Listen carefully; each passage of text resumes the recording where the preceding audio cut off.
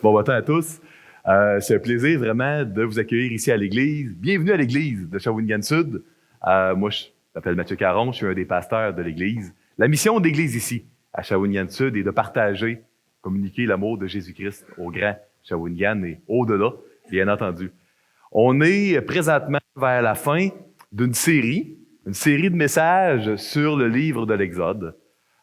C'est une série très intéressante pour plusieurs raisons. Vous savez, le livre de l'Exode est séparé en trois. Dans Exode 1 à 15, on parle de délivrance. Comment Dieu délivre un peuple, le peuple d'Israël. C'est une histoire ça passe il y a très longtemps. Il y a quelques milliers d'années. Ça fait un bout, ça. Dans Exode 16 à 24, on a Dieu qui fait une alliance. C'est quoi ça, une alliance? Dans l'Ancien Monde, faire une alliance, c'était un roi qui faisait acquisition d'un peuple. On n'a plus vraiment ça de nos jours. Les peuples n'appartiennent plus, pas en Occident en tout cas, au premier ministre, au président ou au roi, mais bon. Et dans Exode 25 à 40, on a l'Éternel qui se construit, se bâtit une demeure pour demeurer au milieu de son peuple.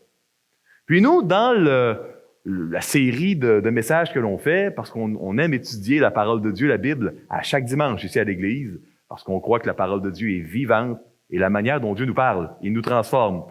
Donc, dans Exode 1 à 15, on parle de délivrance. On a intitulé la série, vraiment, vous le voyez en haut, là. Je pointe en arrière, mais je devrais pointer ici plutôt. Sur le chemin de la délivrance. Donc, c'est fascinant de voir comment, peu importe où on va dans la Bible, la manière dont Dieu délivre son peuple, c'est très cohérent, c'est tout le temps de la même manière, mais c'est présenté de différents angles, de sorte que, vous savez, quand on va dans Exode 15, on voit la manière dont Dieu délivre, d'une manière différente, mais cohérente avec l'Évangile. Ça nous aide à mieux comprendre l'Évangile. Fascinant. On est rendu vers la fin de notre série. On va terminer au chapitre 15, on est rendu à 12. Et puis, vous savez, dans notre série de messages, on trébuche sur des passages qui sont super intéressants, mais très contre-culturels. Je vous dirais, j'ai probablement hérité ce matin, je vais vous parler de la 10e plaie d'Égypte, j'ai probablement hérité du passage le plus contre-culturel des 15 premiers chapitres de l'Exode. Si vous allez vous procurez un livre écrit il y a des livres qui relatent pourquoi il y a des gens qui pensent que la Bible est pas vraie, que Dieu n'existe pas. Et puis souvent, Exode 12 est cité parce qu'on parle de la mort d'enfants. Donc, écoutez, aujourd'hui, on va parler d'un sujet qui est excessivement intéressant. On est dans le cœur de la délivrance, mais en même temps, c'est excessivement contre-culturel. Donc, si je pouvais là faire comme dans les films, des fois, tu as un avertissement. Certaines scènes de ce film, il y a de la violence, langage grossier ou peu importe, là. Puis ça peut offenser certains spectateurs. Je le ferais si j'aurais pu vous donner un avertissement 16 ans et plus, 18 ans et plus, violence, mais bon, on ne fera pas ça, là, c'est la Bible. Mais soyez avisés, on va toucher à un texte qui est très contre-culturel ce matin. J'ai intitulé le message aujourd'hui, on va étudier Exode 12, 29, 51. J'ai intitulé cela « Un avant-goût de l'enfer ou du ciel ». Donc, je vais vous laisser déterminer cela. Avant d'aller plus loin, ceux qui le désirent sont invités à courber leur tête, puis je vais demander au Seigneur de bénir notre temps ensemble. Seigneur Jésus, je veux te prier pour que tu ouvres nos cœurs et puis que tu touches nos cœurs ce matin. Seigneur, utilise l'enseignement de ta parole, la Bible, pour nous aider à mieux comprendre ton plan pour l'humanité.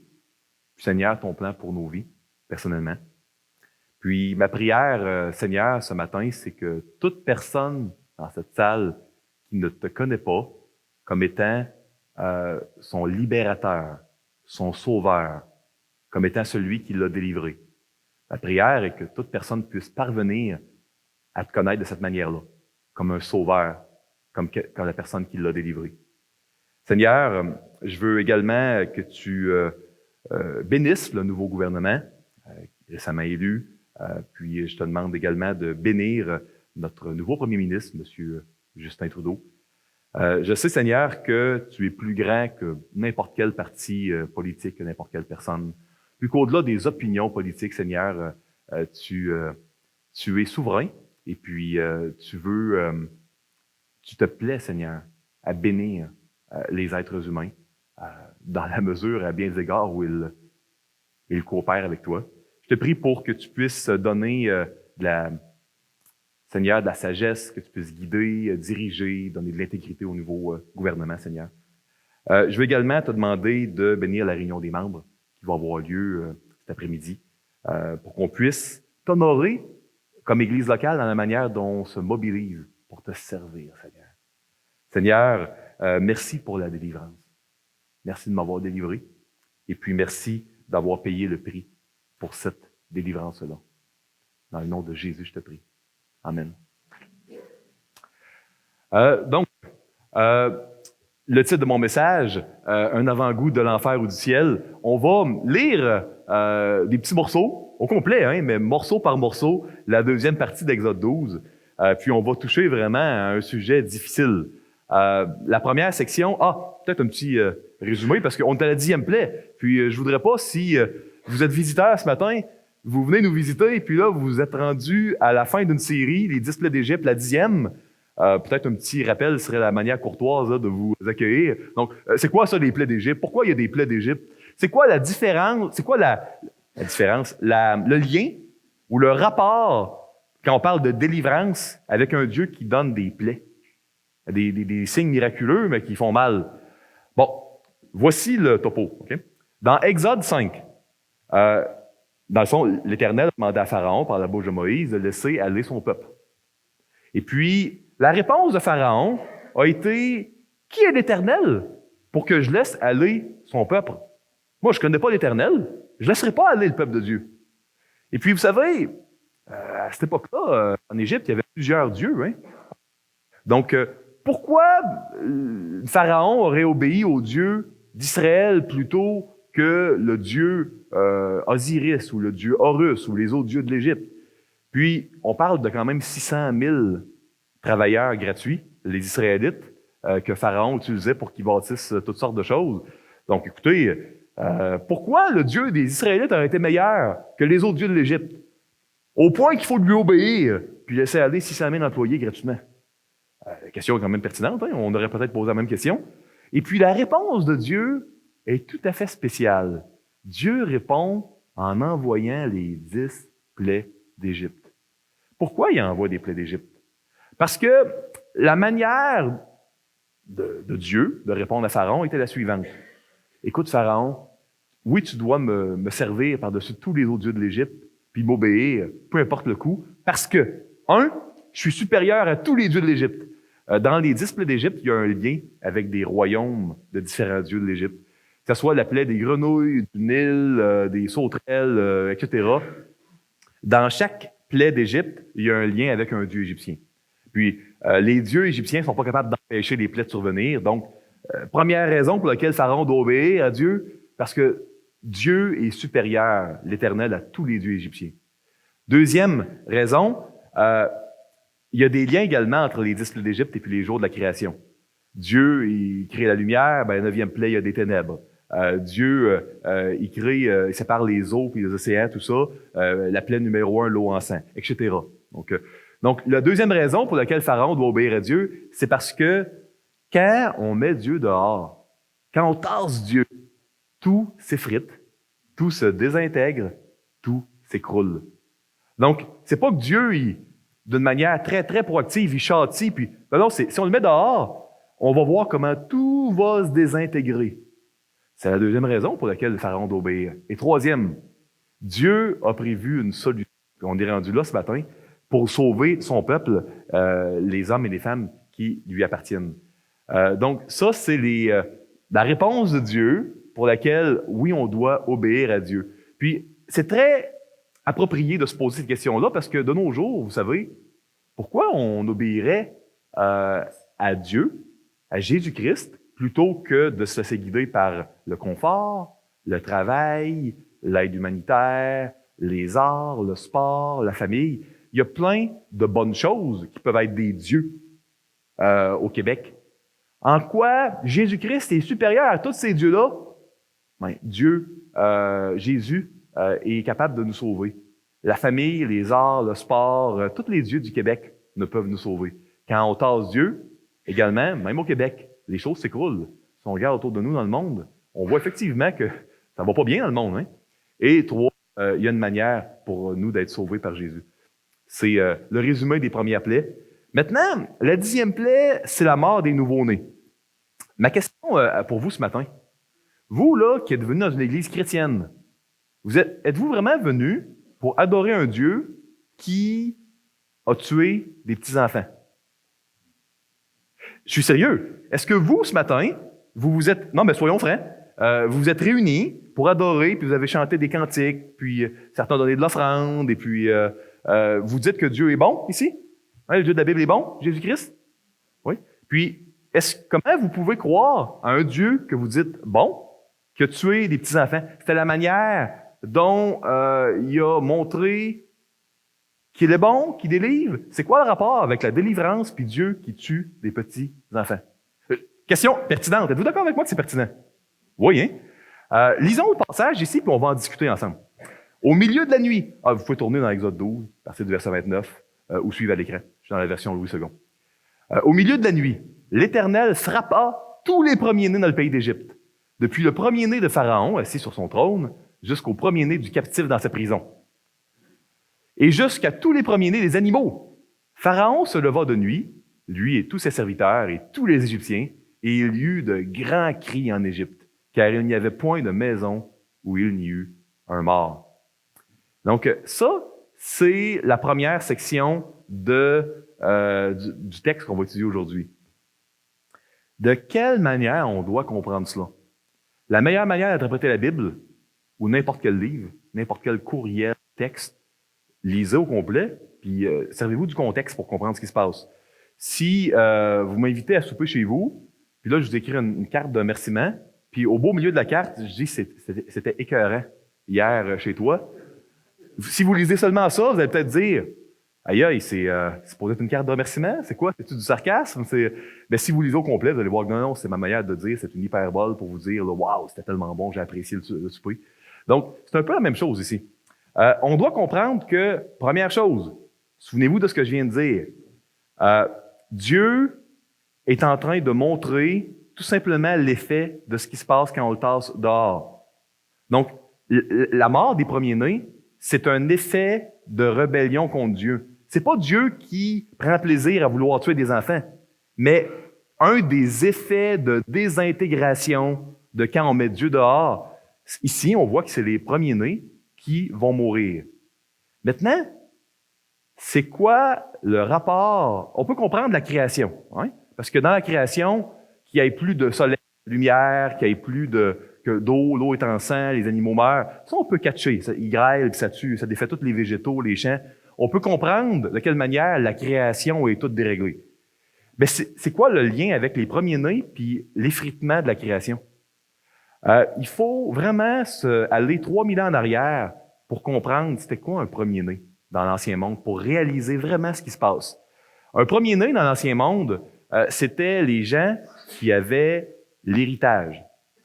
Donc, la première et la plus importante part de l'héritage, c'est le fils premier-né qui l'avait.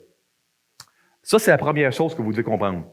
Donc, deuxièmement, c'était les successeurs qui étaient le chef de la famille. Le premier-né devenait le chef du clan, de la famille. Puis trois, il n'y avait pas de régime de retraite ou quelconque programme d'aide gouvernementale pour les aînés. Donc, le premier-né, c'est celui qui prenait soin de ses parents. C'est une des raisons pour lesquelles il y avait une double part d'héritage, en passant, parce que c'était pour qu'il prenne soin de ses parents, une fois qu'il était rendu plus vieux. Donc, de dire que quand on tasse Dieu dehors, puis qu'on n'obéit pas à Dieu, l'effritement le plus grand va être la mort des premiers-nés. Ben, pour le lecteur, là, il y a 3000 ans, là, qui lisait cela, c'était très clair. Ce que ça voulait dire, c'est si vous tassez Dieu dehors puis vous obéissez pas à Dieu, vous fiez sur les dieux de l'Égypte, voici ce qui va se passer. Votre héritage va s'effriter, va se désintégrer. Votre secours, votre sécurité pour le malheur dans le futur, ça va s'effriter. Si vous mettez Dieu dehors, vous aurez plus d'héritage, vous n'aurez plus de successeur, vous n'aurez plus de futur. C'est ça qu'est en train de dire le Seigneur à Pharaon. C'est la 10e raison, la raison la plus importante pour laquelle Pharaon doit se laisser délivrer par Dieu, doit croire à Dieu, mais pas juste croire comme ça, comme il croyait en plein de Dieu. Croire / obéir. Pour pas que son futur, que son héritage et que son successeur, que ça se désintègre. Est-ce que vous comprenez? C'est ça que j'ai en train de dire.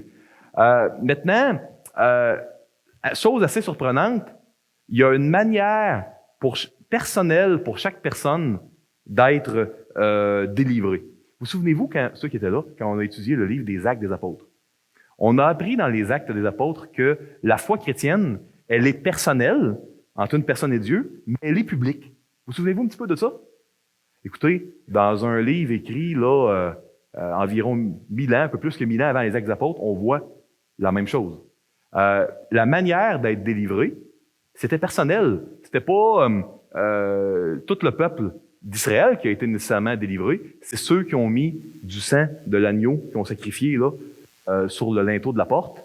Et les Égyptiens auraient pu mettre ça aussi. D'ailleurs, on va voir certains l'ont fait. On va le voir aujourd'hui. Donc, ceux qui étaient par la foi, personnels en Dieu, aptes à mettre du sang sur le linteau de la porte, très public. Tout le monde dans le village savait que tu t'étais identifié. Hein? Tu avais mis du sang sur le linteau de la porte. À ce moment-là, tu étais sauvé. La foi qui te sauve, la foi qui permet de vivre une délivrance est personnelle, elle est publique. Il y a une identification. On voit ça dans la parole de Dieu. Maintenant, c'est important de réaliser que Dieu, c'est pas un Dieu qui est raciste. Il n'a pas sauvé Israël puis tué les Égyptiens. Les Israélites qui n'ont pas mis de sang sur le linteau de la porte, eux aussi, le premier-né, mourait, décédait. Donc, leur avenir, leur héritage, leur sécurité était vraiment détruite pour les enfants d'Israël si, d'une manière personnelle, ils ne s'identifiaient pas en mettant le sang. Puis les Égyptiens qui ont mis du sang, même si c'était des Égyptiens, ils ont pu se joindre au peuple de Dieu. Est-ce que vous comprenez? La 10e plaie, la plus importante, comment je peux dire que c'est la plus importante? Parce que il y a beaucoup de textes au sujet de la 10e plaie. Puis la manière de dire dans l'Ancien Monde, quand tu écrivais un livre, que ça c'est bien important, tu prenais beaucoup de mots pour le dire. Puis il y a quasiment autant de mots pour la 10e plaie que pour toutes les 9 premières. Fait que l'auteur nous dit, hey, c'est important ça. Maintenant, j'aimerais vous lire ici Jean chapitre 1, verset 29.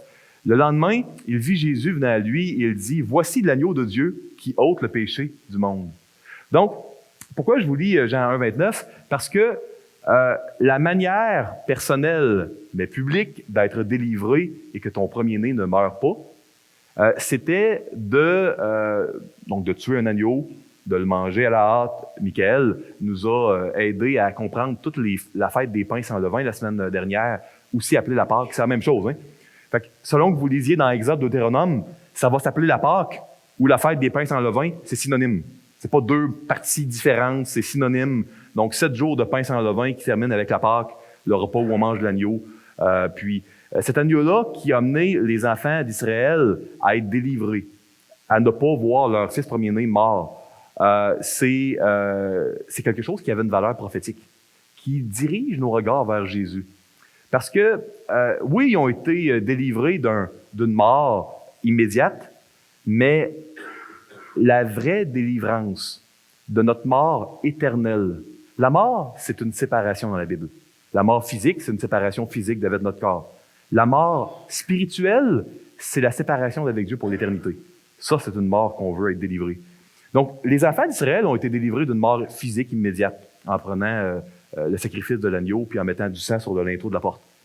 Mais l'agneau de Dieu, Jésus-Christ, quand on lui donne notre vie d'une manière personnelle, mais publique, on est délivré de la mort éternelle, de la séparation avec Dieu pour l'éternité.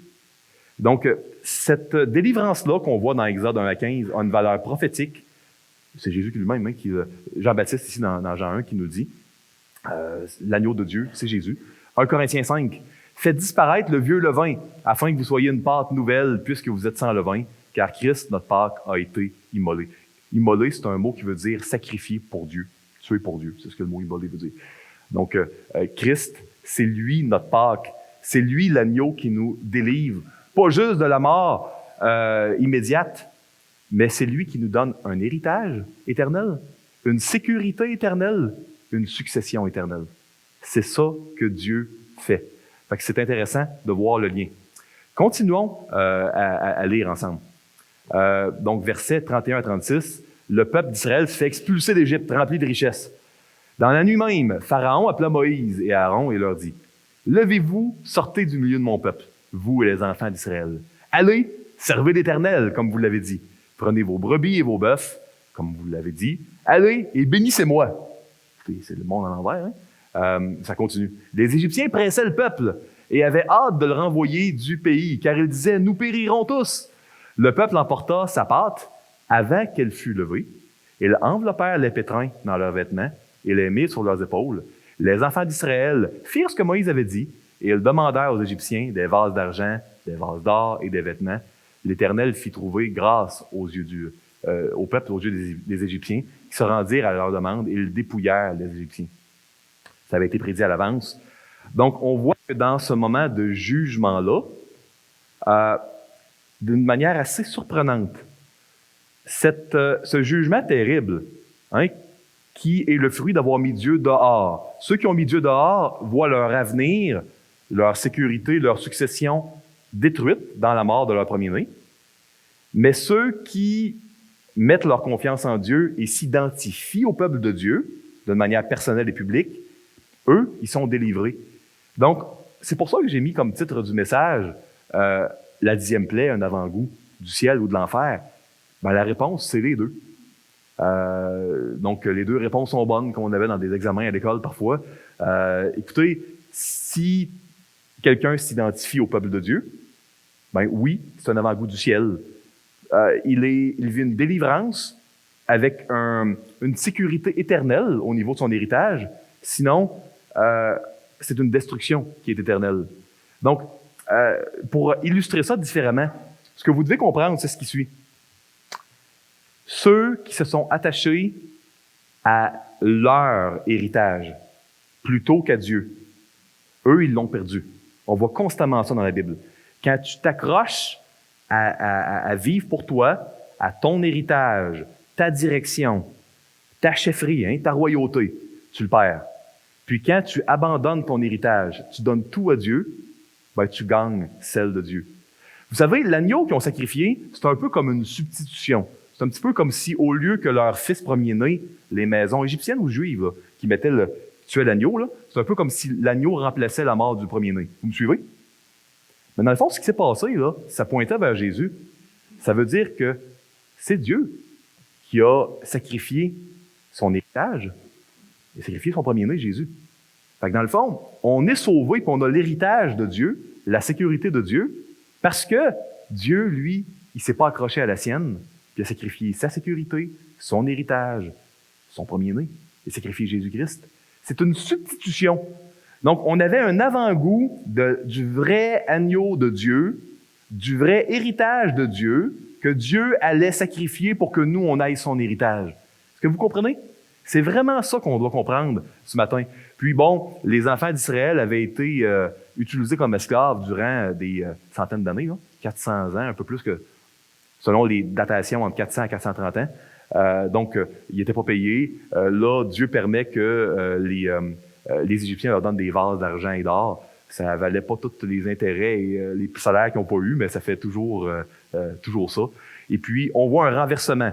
Les esclaves méprisés, pauvres, qu'on ne paye pas, sont devenus des personnes riches qui bénissent, puis même on demande la bénédiction de ces gens-là. Au jour du jugement, les rôles sont inversés. C'est vraiment ça. Au jour du jugement, le jugement pour l'un et la délivrance pour l'autre. C'est ça le message de l'Évangile. Le message de l'Évangile est très contre-culturel. C'est offensif, c'est difficile, parce que le message de l'Évangile, c'est un message de délivrance. Mais pour apprécier la délivrance, il faut savoir on est délivré de quoi. On est délivré d'un effritement, d'une désintégration qui va atteindre son summum dans l'éternité.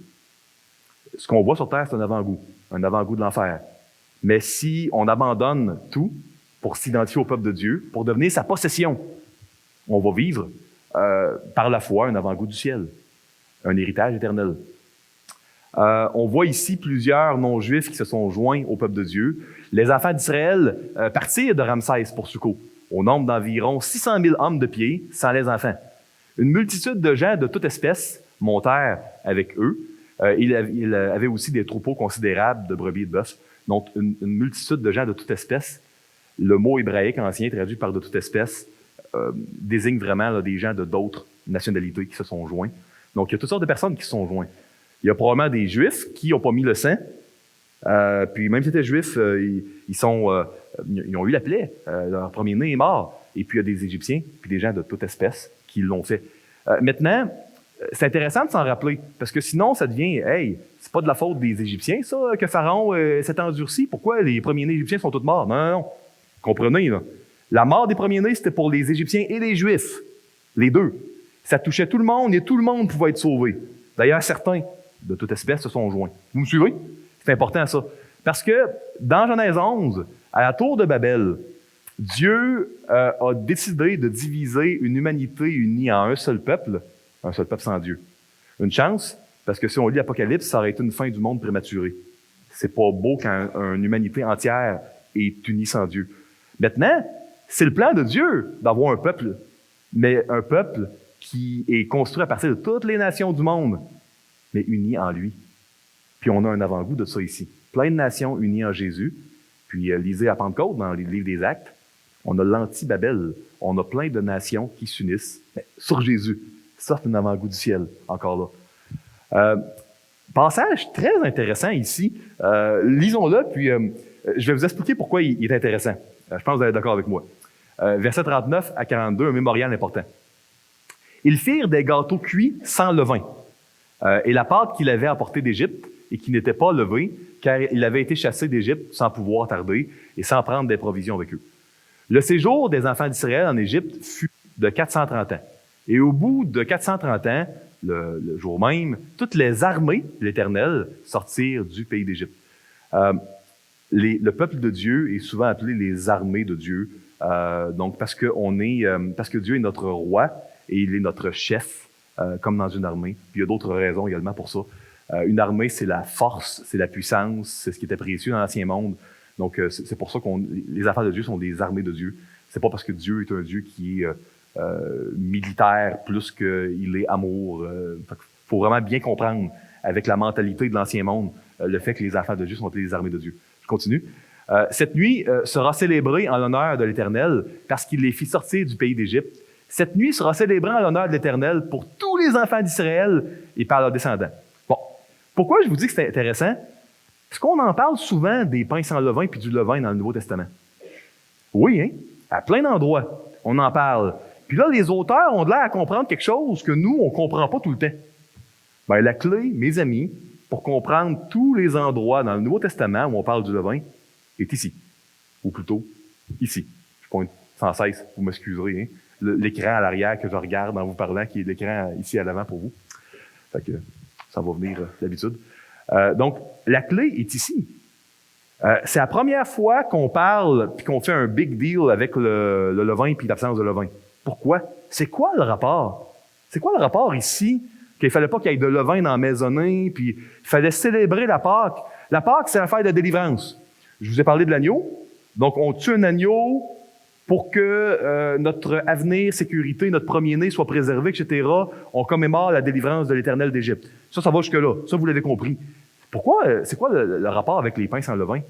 Le voici. Okay? Vous souvenez-vous, la semaine dernière, il a été enseigné que la Pâque, quand on célébrait la délivrance, il fallait manger durant 7 jours des pains sans levain. Dans l'Ancien Monde, les pains sans levain, c'était la nourriture que tu préparais à la hâte quand tu avais de la visite chez vous. Est-ce que ça vous est déjà arrivé d'avoir des gens qui viennent en visite chez vous, puis c'est des gens qui venaient de l'extérieur de la région, par exemple, puis là, ils arrivent, je sais pas moi, à 4h30, mettons, de l'après-midi chez vous, puis ils venaient dire bonjour, mais là, bon, les invités à souper, ça fait longtemps que vous les avez pas vus, puis ils sont pas de la région. Puis là, bon, vous allez préparer quelque chose avec les moyens du bord, tu sais, parce que 4h30, là, c'est tardif pour préparer un gros repas. Bien, dans l'Ancien Monde, ça aurait été des pains sans levain.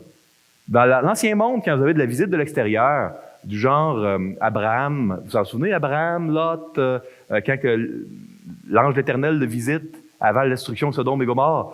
Ben, la manière de te préparer de quoi de rapide, là, tu fais des pains sans levain, tu n'as pas besoin d'attendre que le levain lève la pâte. Tu peux tuer un agneau, tuer un animal, puis tu manges ça avec de la viande. Ça, c'était la manière, à la bonne franquette, rapide, de recevoir de la visite. Bon. Maintenant, pourquoi tu célèbres la délivrance en mangeant les sandales aux pieds, le bâton à la main, la grosse ceinture là, pour aller dehors dans le désert, puis en mangeant de la nourriture pour dernière minute que tu prépares vite? Ça dure 7 jours, la fête de la Pâque, des pains sans levain. Tu as le temps, 7 jours, de préparer un festin incroyable pour célébrer là, dignement. Il me semble que c'est plus agréable. Pourquoi il fallait faire ça comme ça? Pourquoi le pain sans levain est appelé ailleurs le pain de l'affliction? Pourquoi il fallait manger également avec ça, avec l'agneau, les herbes amères qui rappellent les souffrances de l'Égypte? Bon, excusez-moi, un chat dans la gorge. Ce que vous devez comprendre dans le contexte, souvenez-vous tout le temps, on comprend un texte biblique ou un courriel ou un livre en lisant le contexte. Tu fêtes la délivrance à la hâte. Donc, les souliers aux pieds, bâton à la main, la ceinture avec des pains faits de dernière minute vite. Parce que la manière, puis écoutez bien ça, c'est pertinent pour nous, la manière de célébrer la délivrance de Dieu est de le faire avec une disposition de cœur de hâte. Une disposition de cœur où on est pressé. Une disposition de cœur où il faut partir rapidement. Dieu veut qu'on célèbre la délivrance avec une émotion d'urgence. Qu'on va partir vite. Fait que la délivrance, on célèbre ça avec l'urgence, la hâte. C'est comme ça qu'on doit célébrer la Pâque. Et c'est intéressant parce que quand on lit le Nouveau Testament, c'est la même chose. On doit toujours faire comme si Dieu allait revenir demain ou maintenant. Donc, pour avoir la même disposition de cœur de hâte et d'urgence également. Fait que ça, c'est intéressant de voir ça. Merci beaucoup, très apprécié. Donc, maintenant, ici, on mentionne dans 1 Pierre 2, 10 et 11, « Vous qui autrefois n'étiez pas un peuple, et qui maintenant êtes le peuple de Dieu. » On est dans le Nouveau Testament, hein, on est l'Église. « Vous qui n'aviez pas obtenu miséricorde, et qui maintenant avez obtenu miséricorde. Bien-aimés, je vous exhorte, comme étrangers et voyageurs sur la terre, à vous abstenir des convoitises charnelles qui font la guerre à l'âme. » Voyez-vous comment, dans le Nouveau Testament, l'Église est enseignée de se comporter comme si on était étranger. Pas prendre racine là, puis d'agir comme si on allait vivre éternellement sur cette terre. On doit avoir une disposition de cœur, l'Église, de hâte, d'urgence, de temporaire. On n'est pas ici permanent. On va bientôt être avec Dieu. Ah, on peut vivre 100 ans, mais on va bien. La disposition du cœur que Dieu veut que son peuple aille quand on célèbre la délivrance, c'est il va revenir bientôt, on va être avec Dieu bientôt. Ça, c'est la bonne manière de faire dans l'Ancien comme dans le Nouveau Testament. Également, avant de lire le passage suivant, il y a une autre chose vraiment intéressante au niveau des pains sans levain. Quand on arrive dans Josué 5, là, on est là, un peu plus que 40 ans plus tard. Okay? Peut-être un bon de 40 ans, Moïse est mort, Josué, son serviteur, a pris la relève, puis là, ils viennent prendre l'héritage. Dans Josué 5, quelle est la première chose qu'ont faite les Israélites quand ils sont arrivés à Gilgal? Ils ont passé le Jourdain, ils sont arrivés dans le pays promis. Ils se sont circoncis, comme Esther a lu plus tôt, l'alliance, le signe d'identification de l'alliance. Et ils ont mangé des pains sans levain et célébré la Pâque. Donc, tout le reste de l'histoire d'Israël, les pains sans levain étaient le symbole de la délivrance de Dieu. Mais comme c'est la première chose qu'ils ont mangé dans le pays promis quand ils ont eu leur héritage, c'était également le symbole de Dieu nous donne l'héritage, il est en train de nous le donner. On ne l'a pas pleinement, on le voit à la fin du livre de Josué, mais ça s'en vient. En passant, aimeriez-vous avoir une primeur ce matin? Ça, c'est le fun d'avoir des primeurs. Hein? Je vous annonce, pour la première fois ici à l'Église, que l'année prochaine, mais ça s'en vient l'année prochaine, en 2020, on a pris la décision avec les pastorales d'étudier le livre de Josué, la première partie du livre de Josué. Donc, on va étudier en janvier, Dieu voulant, la deuxième épître de Pierre. On va ensuite étudier les 9 marques d'une église en santé. Puis aux alentours du printemps, là, j'ai pas la date exacte avec moi, on va étudier la première partie de Josué. Comment Dieu veut nous amener à posséder l'héritage, comment on a pleinement l'héritage en Christ. Ça devrait être extrêmement intéressant et nous aider à mieux comprendre notre Nouveau Testament. Donc, à suivre, la primaire est faite. Vous avez bien fait d'être là ce matin. Regardez, vous avez toutes sortes de bonus puis de choses en même temps. Lisons ensemble ici. L'Éternel dit à Moïse et à Aaron, « Voici une ordonnance au sujet de la Pâque. Aucun étranger n'en mangera. Tu circonciras tout esclave à qui a pris l'argent, alors il en mangera.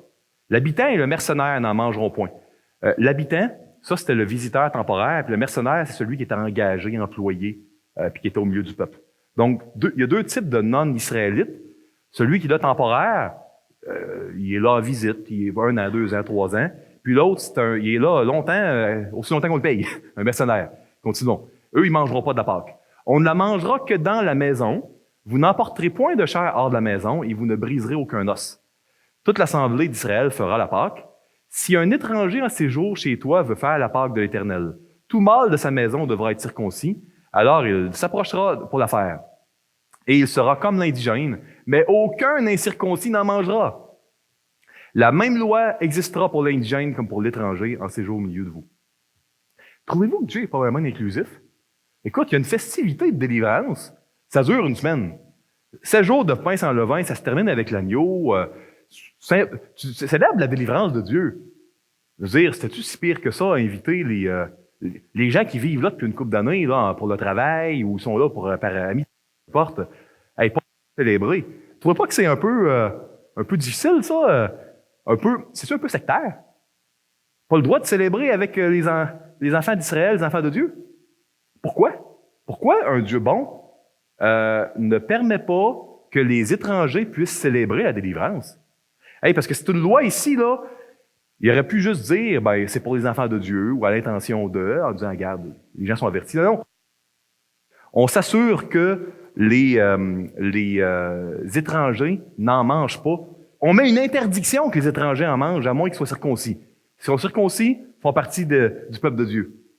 Il faut comprendre pourquoi. Dieu ne veut pas induire personne en erreur parce qu'il est le chemin, la vérité et la vie. Notre Dieu, c'est la vérité. Il ne veut pas induire les gens en erreur. La raison pour laquelle Dieu prend la peine d'interdire cela, c'est parce que dans une délivrance qui est acquise par une foi personnelle et publique, si les étrangers qui ne sont pas circoncis, qui ne sont pas dans l'alliance, eux, ils célèbrent la délivrance, à un moment donné, ça devient un peu de la confusion. Ces gens-là pourraient penser qu'ils sont délivrés eux aussi. Vous êtes d'accord avec moi? Mais ça, c'est grave. Si tu penses que tu as besoin d'être délivré, est-ce que tu vas chercher à l'être si tu penses que tu as besoin d'être délivré? Oui. Mais si tu penses que tu n'as pas besoin d'être délivré, vas-tu chercher une délivrance? Non. Fait que Dieu, il interdisait aux étrangers qui n'étaient pas circoncis de manger la Pâque, de la célébrer, parce qu'il ne voulait pas que personne au milieu du peuple se mette à penser qu'ils n'ont pas besoin d'être délivrés alors qu'ils en ont besoin. Comprenez-vous? Puis c'est l'alliance qui sauve. Donc, voici, je fais un petit résumé. C'est pas la circoncision puis de manger la Pâque qui sauve. Mais si tu avais vraiment la foi, c'est la foi qui sauve. Mais la vraie foi qui sauve, dans l'Ancien Testament, elle est amenée à te faire circoncire et à célébrer la Pâque, à t'identifier publiquement. Dans la Nouvelle Alliance, là, c'est-tu prendre le petit bout de pain, le repas du Seigneur, puis prendre le jus de raisin? C'est tout ça qui sauve. Ça, c'est les moyens d'identification publique. C'est la foi qui sauve. Mais la vraie foi qui sauve va t'amener à te faire baptiser et à prendre le repas du Seigneur. Parce que la foi qui sauve, la foi qui permet de vivre la délivrance, c'est une foi personnelle, mais une foi publique. Dieu sauve en prenant possession de quelqu'un comme faisant partie de son peuple. C'est la manière dont Dieu sauve dans l'Ancien Testament comme dans le Nouveau. Si quelqu'un veut être sauvé, c'est à travers vraiment de devenir membre du peuple de Dieu qu'il va vivre son salut. Est-ce que vous comprenez? C'est comme ça que Dieu sauve et délivre, en amenant quelqu'un à faire partie de son peuple. C'est la manière dont Dieu délivre. Ici, on voit d'ailleurs au verset 50-51, tous les enfants d'Israël firent ce que l'Éternel avait ordonné à Moïse et à Aaron. Ils firent ainsi. Et ce même jour, du pays d'Égypte, excusez pour le micro, on va avoir un petit problème de pile, ou c'est peut-être moi qui le tiens trop loin. Et ce même jour, l'Éternel fit sortir du pays d'Égypte les enfants d'Israël selon leurs armées. Voyez-vous? Obéissance. Les enfants d'Israël ont fait tout ce que Dieu avait ordonné. Ah, ils en ont fait des péchés. Mais ça a commencé par une obéissance. Et ensuite, Dieu les a fait sortir de la maison des esclaves, d'Égypte. C'est comme ça que c'est appelé. De l'affliction, de l'oppression. Dieu a amené une délivrance, mais il y a eu un pas d'obéissance à faire. C'est pas l'obéissance qui sauve, mais la vraie foi qui sauve, elle comprend, elle amène une identification publique, elle amène un pas d'obéissance. Vous comprenez, hein? Maintenant, j'aimerais vous laisser avec des applications à amener avec vous cette semaine. Premièrement, vous êtes tous et toutes invités à vous joindre au peuple de Dieu, à l'Église, pour échapper à la destruction de toutes choses. Vous savez, il n'y a pas personne là, qui va avoir, là, il n'y a pas d'ange exterminateur qui va tuer les premiers-nés la nuit prochaine. Dans la Nouvelle Alliance, c'est à un niveau bien plus sérieux et bien plus important. On parle de la vie éternelle ou de la mort éternelle. Puis, j'invite toute personne qui ne l'a pas fait à se joindre au peuple de Dieu par la foi pour échapper à la destruction qui va venir un jour. C'est très contre-culturel, c'est très offensif ce que je dis, mais écoutez, Dieu, il prend la peine de mettre quasiment 15 chapitres pour parler du besoin d'être délivré. Je sais que c'est bien plus la mode au Québec de dire « Oui, Dieu veut délivrer, mais délivrer de quoi? De quel genre d'effritement? » Ben, on a étudié depuis quelques mois le genre d'effritement qui va avoir lieu si on n'est pas partie prenante du peuple de Dieu. Et être présent temporairement ou pour des bénéfices secondaires dans le peuple de Dieu ne sauve pas. Vous comprenez, hein? Les étrangers, mercenaires, c'est si on fait alliance de manière personnelle et publique qu'on peut vivre le salut et la délivrance. 2, notre exode à nous, il doit aussi être caractérisé par la hâte. La hâte d'un départ imminent. C'est la manière dont on doit vivre, c'est la manière dont on doit célébrer la délivrance de Dieu. Avec une attitude, une disposition de cœur d'urgence, de hâte par rapport à un départ imminent. On vit un exode, nous aussi. On vit un voyage vers notre héritage, vers le pays promis. Et puis ce voyage-là, il est rapide. Il dure même pas 40 ans pour certains d'entre nous. Ça dépend des gens. Ça dure pas plus que 100 ans, habituellement. Hein? Fait que, on est en plein voyage, on est dans l'exode. Et puis, on est appelé à avoir la même foi que les enfants d'Israël ont eu durant leur exode. 3, on ne peut posséder l'héritage, la royauté et la sécurité de Dieu que si on renonce à notre héritage, à notre sécurité, à notre royauté ou chefferie sur notre vie. Donc, renonçons. Moi, je vous invite à renoncer à votre héritage pour avoir celui de Dieu. Il est infiniment mieux parce que notre propre héritage, on va le perdre. Tout ce qu'on veut garder pour nous, là, en nous-mêmes, là, on le perd. Tout ce qu'on donne à Dieu, on le gagne et puis bien plus. Et dernièrement, puisque Christ est notre Pâque, nous devons vivre notre vie avec une disposition de cœur, ayant hâte au départ prochain. Si jamais il y a des personnes ici que vous soyez, j'aime pas vous traiter de mercenaires, parce que ça donne un peu une mauvaise connotation, mais étrangers. Si vous êtes dans le peuple, avec le peuple de Dieu depuis 20 ans, mais que vous n'avez pas vraiment fait alliance, vous n'êtes pas rentré dans le peuple de Dieu. C'est plus la circoncision, mais s'il y a des gens ici qui n'ont pas été baptisés, qui peuvent donc pas prendre le repas du Seigneur, c'est des gens qui ont entendu peut-être pour la première fois le message de la délivrance de l'Évangile, vous voulez en parler, gênez-vous pas, ça va nous faire vraiment plaisir. Venez me voir.